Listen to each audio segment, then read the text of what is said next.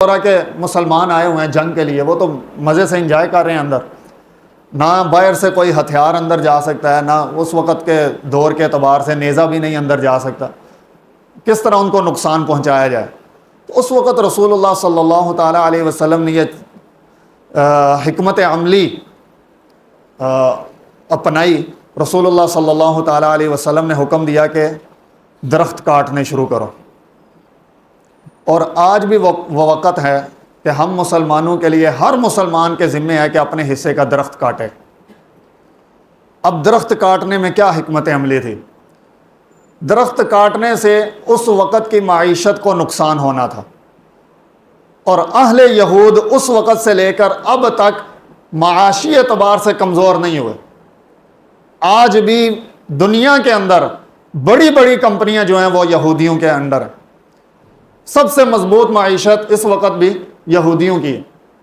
تو اس وقت کی حکمت عملی رسول اللہ ہمیں بتا کر جا رہے ہیں کہ اگر ہم نے اپنے حصے کا درخت کاٹ لیا تو ہم فتح ہو جائیں گے، اور ہمیں آج بھی اپنے حصے کا درخت کاٹنے کا وقت آ چکا ہے۔ درخت کاٹنے سے بات سمجھ آئے گی کہ نہیں آئی؟ بہت سارے لوگ کہتے ہیں جی بائیکاٹ کرنے کا کیا فائدہ ہے، ہمارے بائیکاٹ کرنے سے کیا ہوگا؟ بھائی میں اپنے حصے کا درخت کو کاٹ سکتا ہوں کہ نہیں کاٹ سکتا؟ خود کے اعتبار سے سوچیں، اسلام نے جب بھی ترقی کی ہے فرد واحد سے شروع ہوا ہے، فرد واحد سے ہمیشہ نکلا ہے، فرد واحد سے ہمیشہ پورے کا پورا معیشت کو، پورے کے پورے معاشرے کو بدل کے رکھا ہے، ہمیشہ فرد واحد کی محنت رہی ہے۔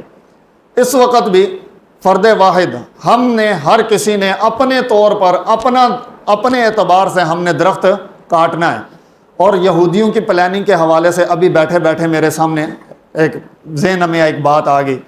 ہم جو باتیں ہمارے دین کے اندر، ہمارے اسلام کے اندر جو باتیں لکھی ہوئی ہیں نا، ہم صرف وہ پڑھ لیتے ہیں، وہ یہودی وہ صرف وہ پڑھتے نہیں ہیں، اس کو سمجھتے ہیں اور اس سے بچنے کی پوری پلاننگ کرتے ہیں۔ ایک مثال دے دیتا ہوں، رسول اللہ صلی اللہ تعالیٰ علیہ وسلم نے فرمایا کہ قرب قیامت میں، قیامت کی نشانیوں میں سے ایک نشانی یہ بھی ہے کہ ہر درخت، ہر پتھر کے، ہر درخت بولے گا، ہر پتھر بولے گا کہ میرے پیچھے یہودی چھپا ہوا، اور مسلمان اس کو، یہودی کو تلاش کر کے ماریں گے۔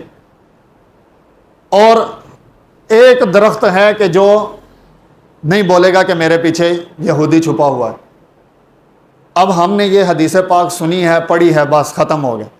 لیکن ان کی پلاننگ یہ ہے کہ انہوں نے پوری دنیا میں بے شمار جنگلات اس درخت کے کھڑے کر دیے ہیں جو یہ بولے گا ہی نہیں کہ میرے پیچھے یہودی چھپا ہو۔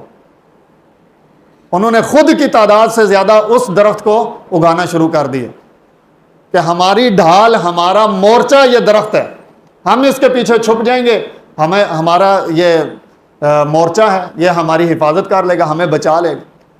تو وہ اس قدر تیاری کے ساتھ آتے ہیں، اور ہم مسلمان آپس میں یہ ایک دوسرے کی ٹانگیں کھینچتے رہتے ہیں۔ اگر کوئی میدان میں اترتا بھی ہے تو ہم اس کو بھی ڈی ویلیو کر دیتے ہیں کہ تیرے کلے نال ٹرن دا کی فائدہ ہے۔ اگر کوئی کہتا ہے نا کہ نہیں بھائی میں اپنی ذات کے اعتبار سے میں بائیکاٹ کرتا ہوں، تو باقی سارے اس کو کہنا شروع کرتے ہیں تیرے کلے نال کی ہو جائے گا۔ یا یہ موقع اس وقت ہم دعا بھی کر سکتے ہیں، یعنی ہم اپنے حصے کا درخت کاٹیں، ایک بات۔ دوسری بات کہ ہم ان کے لیے دعا کریں۔ تیسری بات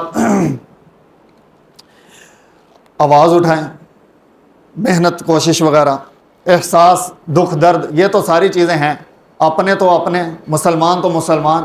اس وقت احساس جو ہے وہ تو غیروں کو بھی ہے، ان کی بھی آنکھیں نم ہو چکی ہیں، وہ بھی کہہ اٹھے ہیں کہ یہ ظلم ہو رہا ہے، یہ غلط ہو رہا ہے۔ تو بہرحال اللہ پاک ہمیں سمجھ عطا فرمائے، اللہ پاک ہمیں اپنے حصے کا درخت کاٹنے کی توفیق عطا فرمائے، اللہ پاک ہمیں ان کے لیے آواز اٹھانے کی توفیق عطا فرمائے۔ وآخر دعوانا الحمدللہ رب العالمین۔ سنتے ہیں، ادا فرما لیں۔